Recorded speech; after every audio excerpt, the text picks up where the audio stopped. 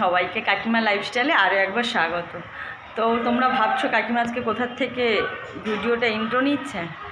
আমি এখন স্নান করে চলে এসেছি ছাদে, জামা কাপড় শুকাবো। আর হচ্ছে ছাদের হাওয়াও তেমনি আছে, সুন্দর হাওয়া দিচ্ছে। আর তো আমি এখানে জামা কাপড় মেলে দিয়েছি, এবার আমার দোকানে যাওয়ার পালা। দোকানের জন্য বেরিয়ে পড়েছি। আর যেতে যেতে ভাবছি এত গরম পড়েছে না, সত্যি বলার মতো না। তো এখন আমি ওদের জন্য একটু টিফিন বানাবো। দোকান থেকে চলে এসেছি অনেকক্ষণ আগে, দেখছি ওরা কেউ খায়নি, একজন উঠেছে আর একজন তো ওঠেও নি বিছানা থেকে। তো চলো ওদের জন্য কিছু বানিয়ে দিই। কী বানাবো এখন, তারপর আজকে রবিবার, কাজ অনেক থাকে বাড়িতে। তো আমি মাম্পি পাপাকে জিজ্ঞেস করলাম কি খাবি, জিজ্ঞেস করলাম যে একটু রুটি তরকারি বানিয়ে দেবো। বললো না, রুটি খেতে ইচ্ছে করছে না। আমি তাহলে না কটা পাউরুটি নিয়ে এসে দিচ্ছি। তো পাপাই নিচে গিয়ে পাউরুটি নিয়ে আসলো, আমি তারপরে ওদেরকে ডিম টোস্ট বানিয়ে দিলাম। মানে সবাই কি খালি ডিম না, ঠিক আছে গরমে বেশি কিছু ভালো লাগছে না। আর আমি না ওদের পাউরুটি ডিম টোস্ট বানিয়ে দিয়ে এখানে মশলা কাটতে বসে গেছি। অ্যাকচুয়ালি আমার শরীরটাও ভালো না, তাই কী সব বলে যাচ্ছি। মশলা আবার কাটা যায় নাকি। এই পেঁয়াজ রসুন আদা আলু এগুলো আমি ছুলে নিচ্ছি। আর না শরীরটা দিচ্ছিল না, তাও তো করতে হবে সবার জন্য রান্নাটা, কারণ ওরা খাবে কি। সবাই তো আমার দিকেই তাকিয়ে বসে রয়েছে, যে এটা সব স্বাভাবিক সবার ঘরেই, বাচ্চা বলো আর বাড়ি তোমাদের কাকু বলো, সবাই জানে কি রান্না করে খাওয়াবো, খেতে তো দিতেই হবে। সবাই সব কিছু মানলে পেট তো কারণ মানবে না না। তো আমি সেরকম কিছু করছি না আজকে, খালি বটবটি আলু ভাজা করব, আর হচ্ছে ওই চিকেনটা করব, আর একটুখানি মাছের টক আছে, ওই দিয়ে হয়ে যাবে। তো শরীর ভালো লাগছে না দেখে আমি ওকে বললাম, আর রবিবার আজকে ডিউটি যায়নি, তো বললাম কিছু খাবে। তার আগের দিন আমি না আইসক্রিম বানিয়েছিলাম, আইসক্রিম না ওই যে বরফ হয় না, এইগুলা ওইগুলা জল দিয়ে, তো খেতে একটা না কেমন লাগছে, নুন নুন লাগছে না কেমন একটা লাগছে।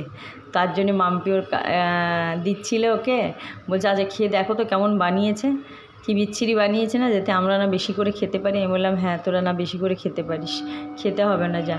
তো পাশের বাড়ি ওই পুচকিটা মাঝে মাঝে আসে, ওকে একটুখানি ডাকলাম, ও আসলো। আমি না আলু ভাজাটা বসিয়ে দিয়েছি তোমাদের সঙ্গে কথা বলতে বলতে। তো তোমাদের সঙ্গে না ওদের সঙ্গে কথা বলতে বলতে আলু ভাজাটাও বসিয়ে দিয়েছি। আলুগুলো একদিকে ভাজা হচ্ছে আর কথাও বলছে, ভালো লাগছে না। পা কোমর পিঠ সব ব্যথা করছে, যেন মনে হচ্ছে গিয়ে শুয়ে পড়ি। আর হচ্ছে পুচকিটাকে ডাকলাম, আমি বললাম দেখ তো খেয়ে।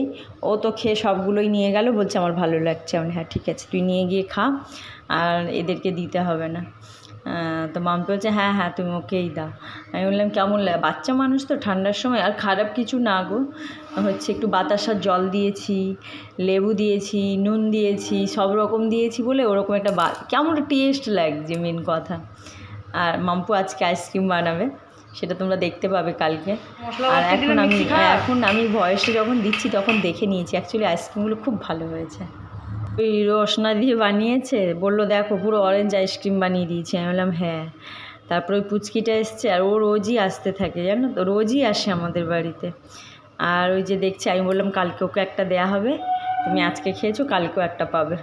ও তো ওরকমই এসে দাঁড়ায়, কিছু বলে না, আমি কিছু দিই চলে যায়, কোনো সময় এসে থাকে বসে, ওর মন মর্জি। আর মাম্পি দেখছে এখানে বানিয়ে ফেলেছে আইসক্রিমগুলো, খুব সুন্দর হয়েছে খেতে, মাম্পি বলছে সকালে।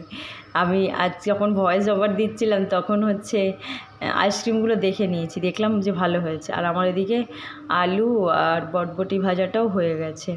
আর সত্যি বলতে কালকে আমার রান্না করার একদম ইচ্ছে ছিল না, তার জন্য আমি এগুলো একটুখানি হামাদিস্তাতে করে নিলাম। রসুনটা আমাকে বললো বাটবে না, আমি বললাম না বাটার দরকার নেই, এতেই যথেষ্ট ভালো হবে। আর তোমাদের প্রিয়াঙ্কাদির কিছু গল্প বলি আমি। ও ছোটোবেলায় কেমন ছিল, পাড়ার বাচ্চাদের, আমাদের তো গ্রামে বাড়ি ছিল, তো পাড়ার বাচ্চাদের সবাইকে একসঙ্গে ডেকে নিয়ে আসতো। কিছু কিনে দিলেও সবাইকে একসঙ্গে কিনে দিতে হবে। ছোট ছোট বাচ্চাদের নিয়ে, ওর বয়সী তখন ও অনেক ছোট, এই 2-2.5 বছর 3 বছর হবে, আশপাশে যারা ছিল ওদেরকে ডেকে নিয়ে আসতো, যা কিছু দেওয়া হতো ওদেরকে দেওয়া হতো। আর আমাদের না অনেক আম গাছ ছিল, আম গাছ পেয়ারা গাছ।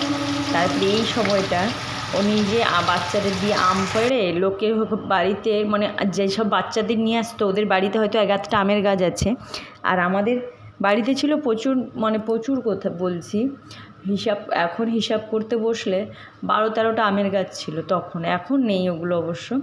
আর এখন কেউ থাকে না ওখানে, যা হয় বাড়ি ঘরের অবস্থা ওরকমই হয়ে পড়ে রয়েছে। আর বলতে বলতে আমি এদিকে মশলাটাও কষিয়ে নিচ্ছি চিকেনের জন্যে। আর ওই যে আদা বাটাটা আমি ওই এতে ডিব্বাতে ঢেলে রেখে দিই, জানো এটা আমি 1 সপ্তাহের জন্য বেটে রেখে দিই, তো সেটাই করছি। আর হচ্ছে ওদিকে মাম্পু কিছু করছে না, মাম্পু ওদিকে আইসক্রিমটা বানিয়ে ও গরমের চোটে শুয়ে পড়েছে, আর আমি এদিকে এটা করছি। আর মাঝে মাঝে বলছি আমার শরীরটা একদম ভালো লাগছে না, তাড়াতাড়ি রান্নাটা সেরে আমি আরেকবার গায়ে জল ঢেলে কখন একটু শুতে পারলে বাঁচি, এত পেট কোমর ব্যথা করছে, পিঠ সব। তো আমি না মশলাটা সরিয়ে নিয়ে ওর মধ্যে একটুখানি পেঁয়াজ আর কাঁচা লঙ্কা বেটে নেবো, কারণ আমরাও মাংসতেও গুঁড়ো লঙ্কা খাই না, খুব কম। যদি মনে হয় কোনোটাতে একটুখানি কালার আসার জন্য নিয়ে আসা আছে, কিন্তু কালারের জন্য দেবো তখনই দিই, নাহলে দিই না। আর আমি ওই পেঁয়াজ আর এটা একটু বেটে নেব, কারণ ওটার ঝোল করবো তো একটুখানি, খুব পাতলা হলেও ভালো লাগবে না। আর চিকেনের কষাটা করলে ঠিক আছে, কিন্তু ঝোল এই গরমের মধ্যে কষা আমি মানে ওদেরও খাওয়াতে চাইছি না, নিজেও খেতে চাইছি না। তো চলো, বলতে বলতে আমার এদিকে মশলাটাও হয়ে গেছে। আর মাম্পির যে কথাগুলো বলছিলাম, ওদেরকে দিয়ে আম পাড়াবে, ওদেরকে দিয়ে বলবে আম বাড়িতে নিয়ে যা, মেখে নিয়ে আসবি।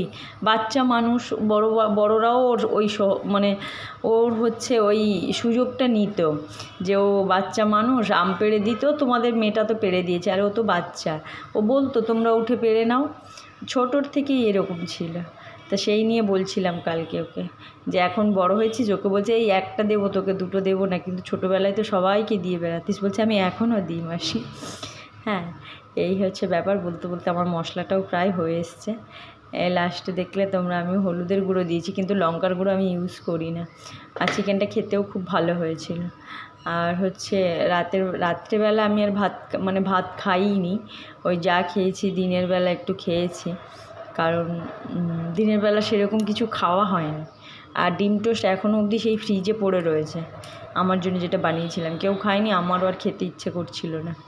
আর আমি এখানে চিকেনটা কষাচ্ছি, আর তোমাদের কাকুকে বলছি যে আমার না আজকে একদম রান্না করার ইচ্ছে ছিল না, তোমাদের কাকু বলছি। আর দেখতে পাচ্ছ ওই চালটা নিয়েই আমি ভাত করব, কারণ আজকাল এদের একটুখানি ন্যাক হয়েছে কি, চিকেন করলেই ওই চালটা দিয়ে করো না ভাত, তাই করছি, বাচ্চা মানুষ তো।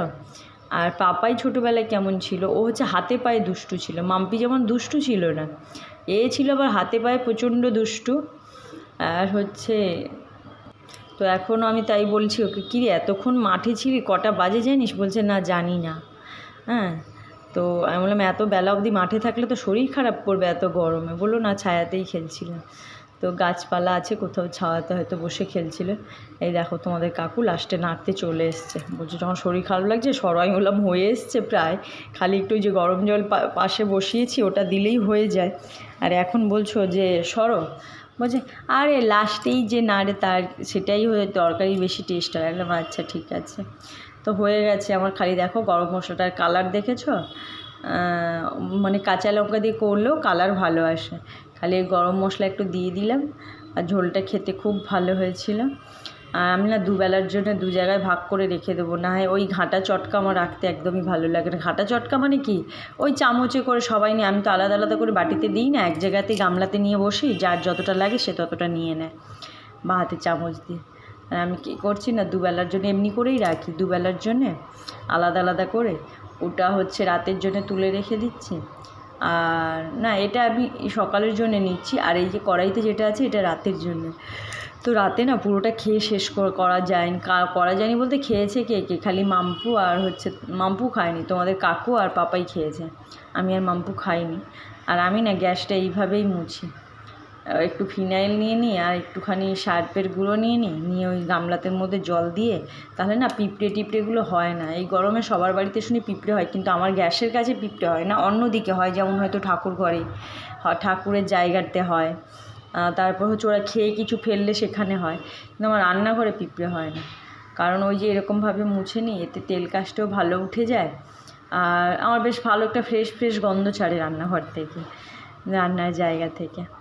তো চলো, আমি আজকে হচ্ছে গ্যাসটা মুছতে আর তোমরা সবাই অনেক কমেন্ট করছো। আমি একদিন ভাবছি যে কমেন্টের মানে তোমরা যা প্রশ্ন করছো এদের উত্তর নিয়ে একদিন বসবো, একদিন ভিডিও বানাবো। তো সেটা বানাবো, ঘুরে আসি তারপরে। ততদিন কমেন্টগুলো জমতে থাকুক, যে কোনো একটা ভিডিওর কমেন্ট নিয়ে যে তোমরা কে কী প্রশ্ন করছো সেই প্রশ্নের উত্তরগুলো সব দেবো, এরকম ভেবেছিস। তাও আবার তোমাদের প্রিয়াঙ্কাদিকে সঙ্গে নিয়ে, যে কি বলতে চায় সামনাসামনি সেটা তোমাদের। আর সবাই এত বিয়ে বিয়ে বিয়ে বিয়ে করছো, বিয়ের সময় হলে ঠিক বিয়ে দেয়া হবে গো। যার যখন সময় হবে তখন দেখবে ঠিক তার বিয়ে হয়ে যাবে। আর আমি তোমাদের কাকুকে খেতে দিয়ে দিয়েছি, তার সঙ্গে পাপারও ভাতটা বেড়েছি, কিন্তু পাপার খেতে একটু দেরি হয়েছে। আমি তোমাদের কাকুকে বলছি, আমি লাস্ট পাতে তোমার নুন লাগলো? বলছে কি হ্যাঁ একটু মনে হলো যে লবণটা কম। আমরা এতক্ষণ খেলে জামাটা বইছিস কেন? এরকম কেন করছিস ভাই? কি আমার জামা পর? আমারটা দে। এরকম কেন করছিস? আমারটা পরে কেন? ওপর দিয়ে শুধু আমারটা পরে। তোকে তো আমি কিনে দিব।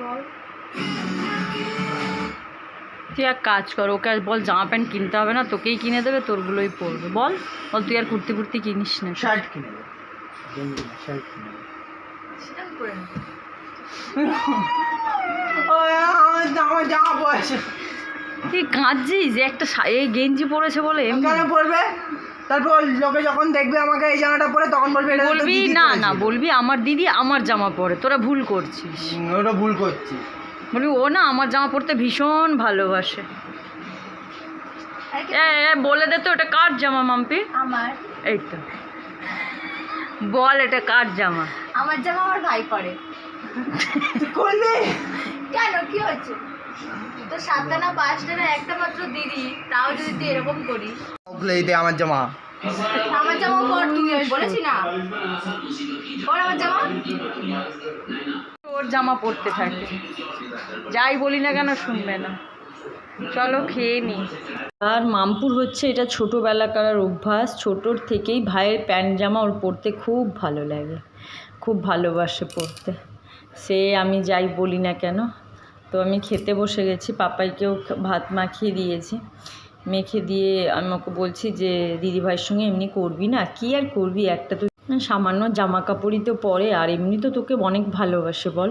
তুই যে তার চকলেট খেয়ে নিস, তার এটা নিয়ে নিস, তখন তো আমাকে অনেক মুখ করে। দেখো আমি মাছের টক দিয়েও ভাত খাচ্ছিলাম, কারণ আমার না চিকেন দিয়ে খেতে অতটা ভালো লাগছিল না। আর যা গরম পড়েছে, দুপুরবেলা একটু খেয়ে দিয়ে ঘুমিয়ে পড়েছিলাম, উঠে দেখছি পুরো ঘামে ভিজে গেছে। তা আমি ভাবলাম এখন একটু ছাদে যাই, যা গরম লাগছে সে আর বলার মতো না গো। তো জানো রোজই আমি বিকেলে ছাদে উঠি, ছাদে 2 টাইম উঠি, এক জামা কাপড় মেলতে আর এক হচ্ছে বিকেলবেলাটা। আমি আর ঘরে থাকতে পারি না, ছাদটা টানে। আমি জানি না তোমাদের কাকু চা বানিয়ে নিয়ে আসবে কিনা। কি দারুণ হাওয়া দিচ্ছে ছাদে, মন ভরে যাচ্ছে। হয়তো আমি জানি না চারিদিকের আওয়াজ আমার গলা শুনতে পাচ্ছ কি না, কিন্তু খুব সুন্দর হাওয়া দিচ্ছে, এক কথায় অসাধারণ হাওয়া।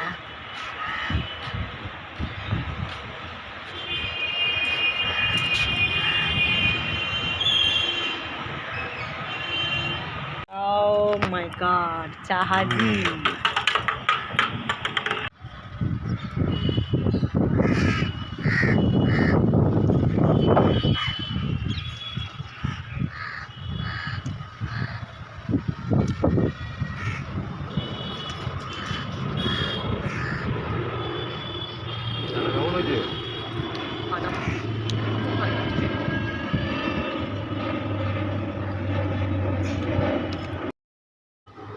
তো তোমাদের কাকু সন্ধে দিয়ে দিচ্ছে, আমি বললাম সন্ধেটা তুমি দিয়ে দাও। বললো ঠিক আছে, দোকানে যাওয়ার আগে সন্ধেটা দিয়ে যাও, তারপরে আমি যাচ্ছি, পরে একটু স্নান করে তারপরে যাব। কারণ গরমে না আর একটু হাঁটাহাঁটি করার পর এত গরম লেগে যায়। আর জাস্ট তোমরা বাইরেটা দেখো, এখন কিন্তু 6টা বাজে। কেউ কাকু বেরিয়ে গেল দোকানে, আর আমি হচ্ছে একটুখানি উপরে ছাদে গিয়ে হাঁটাহাঁটি করছিলাম, দেখলে চা খেলাম, তারপরে একটু হাঁটাহাঁটি করি, তারপরে ঘরে আসি। আর বাইরেটা এখনও না সন্ধে হয়নি, মানে অন্ধকার যে। আমি হচ্ছে দোকানের জন্য একদম রেডি, তো এখনই দোকানে যাব। আর এ তো রোজকার দিনের কাহিনী দাঁড়িয়ে গেছে। আজকে একটুখানি মনে হচ্ছে এখন একটুখানি গরমটা কম লাগছে, বাইরে বেরোনোর পর বাইরে ভালো হাওয়া আছে। তো মাম্পু এখনও অবধি ঢোকেনি। সেই দেখলে না তোমরা যে ভাই বোনে ঝগড়া করে তুই আমার গেঞ্জি কেন পরেছিস, ও বলছে তুই আমার গেঞ্জি কেন পরেছিস, জাস্ট চাবি তালাটা লাগাবো আর বেরিয়ে যাবো। ও ভেতরে বাড়ি লাইটই অফ করিনি, দেখেছি, ভুলে যাই আর পরে মুখ শুনি।